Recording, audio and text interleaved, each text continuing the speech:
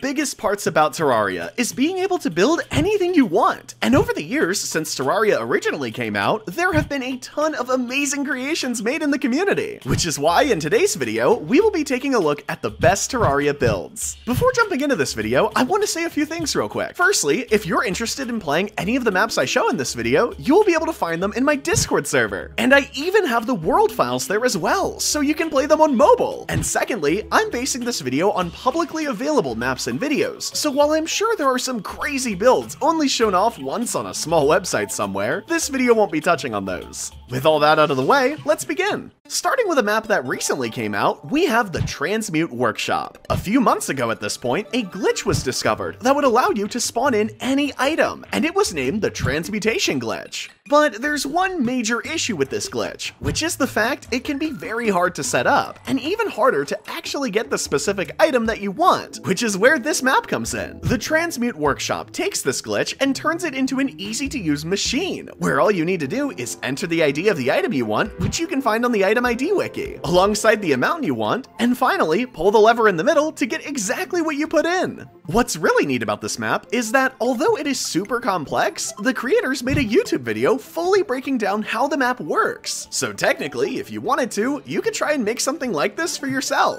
Although this map is neat, there is a chance the glitch used to make this work will be patched in 1.4.5, so you should probably check this out while you can. But at the same time, Relogic did keep hoiking in the game after it was discovered, so you never know. And finally, besides just being a neat map in general, it's technically the go-to all items map at the moment, as Builder's Workshop hasn't been updated in a good bit. Moving on to another super complex machine that was recently made, we have the working computer, made by From Scratch. Just like it sounds, this is a small version of a computer inside of Terraria that is able to do things like play Pong and generate 3D areas, but making it was a pretty big task. To do this, From Scratch had to first make a mod to make wires work faster, otherwise Terraria would crash because of how complex the computer was. After he made this mod, he then had to actually make the computer itself, with the whole process taking about 5 months in total. And sadly, unlike every other map in this video, you aren't actually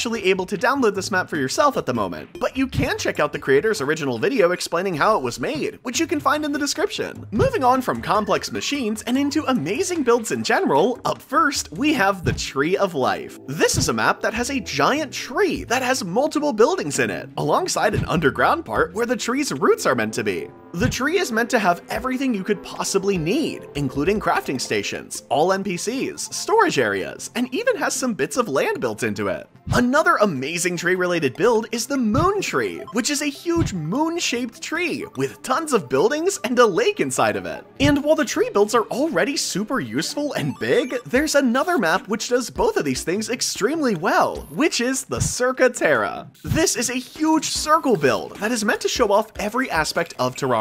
This is mainly through having almost every item, and more clearly through it having almost every biome inside of it, even including floating islands. The last normal build we'll look at in this video is Castlevania, which is a pretty interesting build. This is a custom-sized world, with it only containing this massive castle inside of it, which is highly decorated in each room. Next up, let's take a look at some of the crazy farms people have figured out how to make. While pretty useless outside of luck, we have the incredibly complex Gnome Farm. Just like it sounds, this is just a huge AFK farm that is perfectly made to maximize your gnome spawns. While gnomes aren't useful, sand has a few uses, so lucky for us, someone has made a complex farm just for that. This is a farm that utilizes the fact that antlions can give you an unlimited amount of sand, but normally only at a slow rate. However, Cryptic made the perfect desert biome with a smart teleporter setup, so every antlion that spawns would get teleported to spawn, where they endlessly shoot sand at you, which is then finally moved up to you using a machine setup, allowing you to farm a ton of sand fully AFK. Now, if you want a map that will be super useful, we have the Mega Fishing Farm. This is a farm design made by the creator I have on screen now, which has most of the surface biomes all within a few steps of each other, making the fishing experience super easy. Unlike the other builds in this video, this is pretty easy to make, but if you don't want to make it yourself, then I made a custom map of it, which you can find alongside the other maps in this video. That wraps up our look into Terraria's best builds. While this was just my personal list of what I think are the best builds, be sure to comment your favorite builds below, and also comment dirt block to let me know you made it this far. Thanks for sticking to the end. Be sure to like and subscribe for more Terraria videos like this in the future. And as always, make sure to have a wonderful day.